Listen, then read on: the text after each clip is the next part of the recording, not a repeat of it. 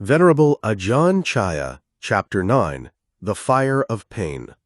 Let's start by looking at the fire of physical pain. At the moment of delivery from our mother's womb, we first came into contact with physical pain. A baby's body is very soft and sensitive, so perhaps we can imagine the discomfort felt when we were initially handled by the doctor and nurses. Imagine as well the pain we must have felt when we received that initial slap that caused us to cry as we began to breathe. It's obvious that our life began with crying. The Buddha said that birth is suffering.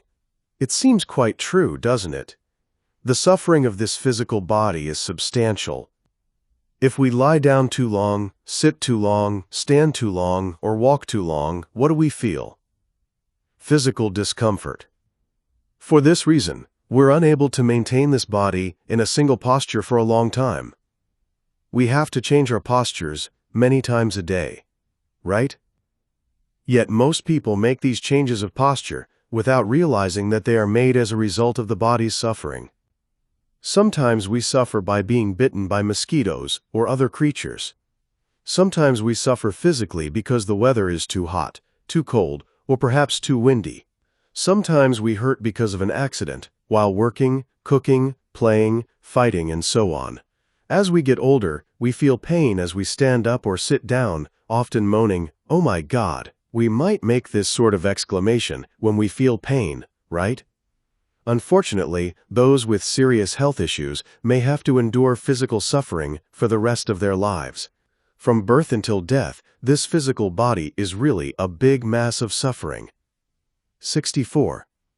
Extinguishing the fires. How do we extinguish the fire of pain? Due to lack of knowledge, young children may have to suffer through their natural physical pain. When we grow up and gain a little knowledge and awareness, we can reduce the hurting of the physical body through accidents. Therefore, we need to be aware of every physical activity, no matter where we're going or what we're doing. As we become accustomed to this approach to movement, we will certainly experience less physical pain. There's an important point to consider in all of this. Despite the fact of physical pain due to disease, there's no need for us to endure mental pain because of it. Please think about and consider this essential point. Since we have a physical body, we cannot avoid physical pain.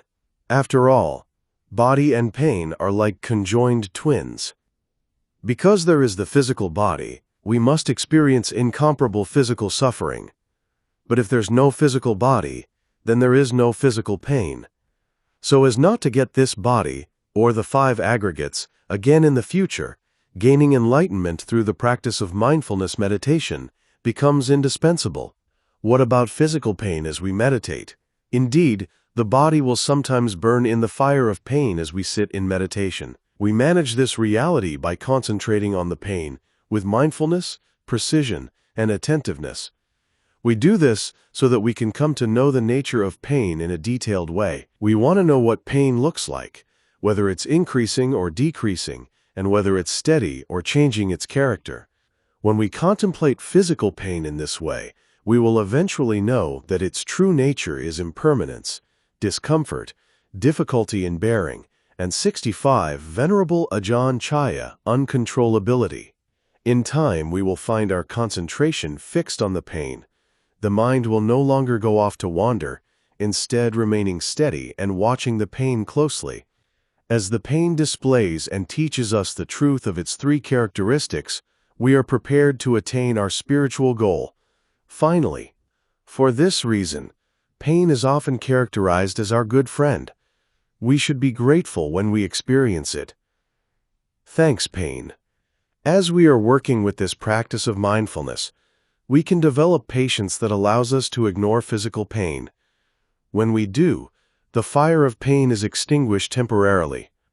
If we continue to develop our mindfulness until we reach the highest level of insight knowledge, we will be capable of completely ignoring any kind of pain. When we see the suffering of this body and come to know the true nature of mind and matter, we will eventually achieve our goal. Once we have come to know the end of suffering through supramundane knowledge, we will be able to extinguish the fire of pain coming from this physical body as well as the fire of hell.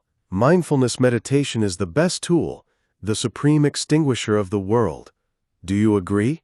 My Dhamma friends, don't forget to use it. 66.